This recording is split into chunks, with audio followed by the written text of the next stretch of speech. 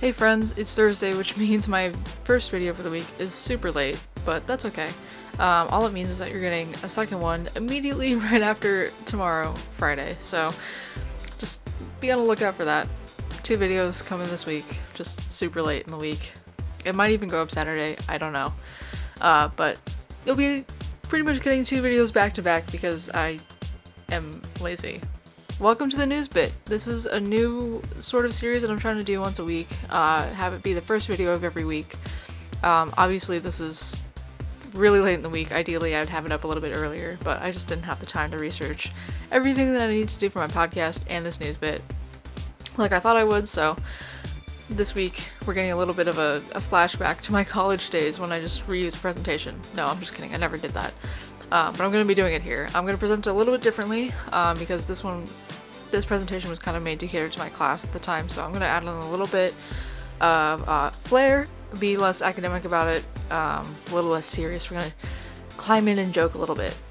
Like, I don't know why we're climbing into places. I'm sorry. Today we're going to be talking about the effects of a large solar flare on our modern world. Now, why is this important, you ask?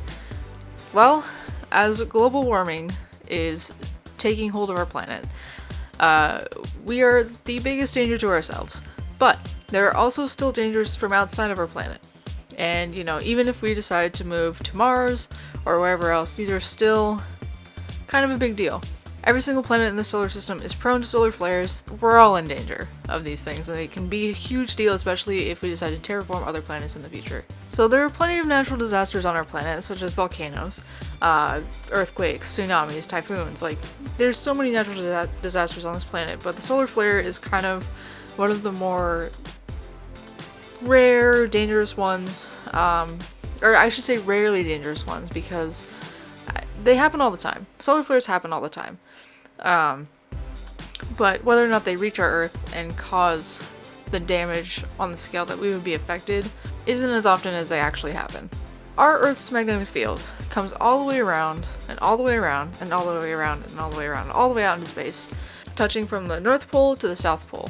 And when electromagnetic fields on the sun snap and flare out into space, we see what we usually call northern lights. Except they also happen at the South Pole, so they're also called southern lights, or this really fancy Latin word that I cannot pronounce. Those are charged particles from the sun moving through the areas of Earth's magnetic field, which have less energy than the particles from the sun, and result in the super cool lights we usually see at the poles. The movie 2012 is a dramatic interpretation of what would happen in the case of a large solar flare, aka one that would actually affect us. It wasn't the main event of the movie, but it was one of the first warning signs that governments actually paid attention to 2 years before the movie's actual main event, the Ice Age, begins. If you recall, the big fuss about Doomsday in 2012 was that it was based on an ancient calculation made by the Mayans, who were wicked good at math, because there was indeed a solar flare in real life in July of 2012, and this is what it would have looked like from space. As you can see, the sun has a magnetic field snap on the left, and all the particles come flying towards the Earth and mess with our magnetic field, which, as you saw in a previous slide, is usually a little bit rounder and not shaped like Spider-Man's logo. So, the Carrington event of 1859. It was a huge solar flare in 1859, referred to as the Carrington event after astronomer John Carrington, who recorded the event, which caused the Earth's magnetic fields to shift around so much that the entire power grids at the time were overloaded because of the unusual amounts of electric activity in the atmosphere. And remember, this was during a time when telegraphs were still the only important appliances connected to the power grid that use electricity. Now, what would happen today, and how can we prepare? Luckily, the pulse in 2012 missed us. 2020 hasn't happened yet. Solar flares take about a few hours to a few days to reach Earth after a huge flare is first observed, so we don't have a lot of time to figure out what is happening.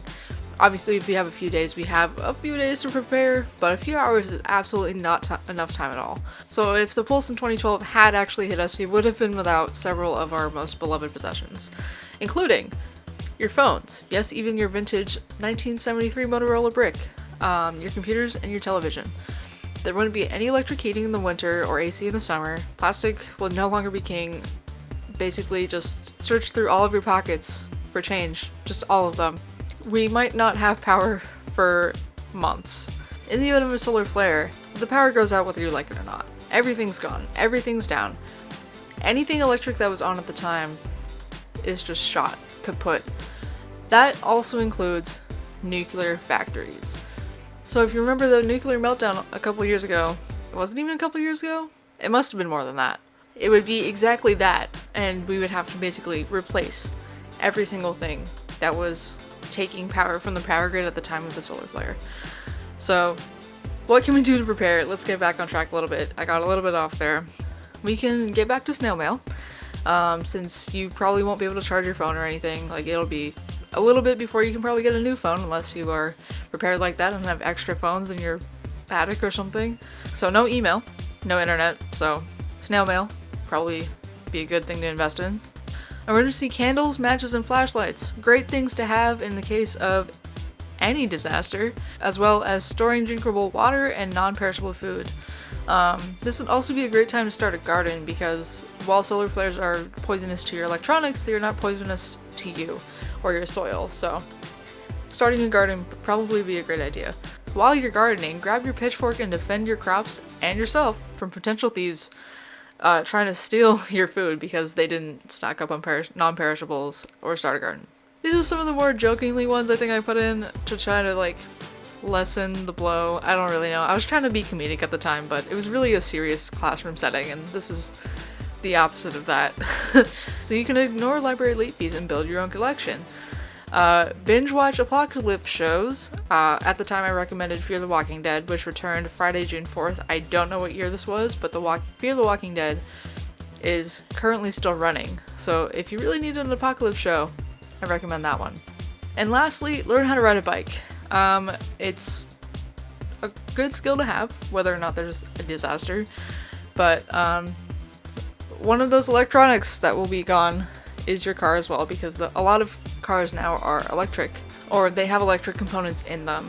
Obviously there's like Teslas, Priuses, like Fits I think are also all electric. Priuses are not all electric, but with the growing popularity of electric cars, we're kind of setting ourselves up for failure because in the event of a solar flare, those will be completely useless. So if you'd like to avoid putting more CO2 into the air after an electromagnetic event like this, learning how to ride a bike would be a great investment. This is my questions tab, whatever you want to call it. Obviously, you are watching this not in a classroom setting, and unless you are, in which case, great. Hello, welcome to my channel. I don't know how you found this, but welcome. But yeah, if you have any questions, feel free to leave them in the comments below and I will try to get to them. I still remember a lot of this research that I did, and I have a whole host of notes that I didn't even get to in this video, so if you have any questions, leave them in the comments below. If you like this video, please give it a thumbs up, and remember to subscribe for more news bits like this every single week, except a little bit more news related instead of hypothetical event related. Also, again, be sure to be on the lookout for my video tomorrow. It's something that I've been trying to figure out how to get done for a little bit, so we're gonna get that going and we're gonna post it tomorrow and you'll get me twice in a row. Yeah, I think that's it for today. Remember to stay cool, stay safe, and stay positive, and I will see you in the next video.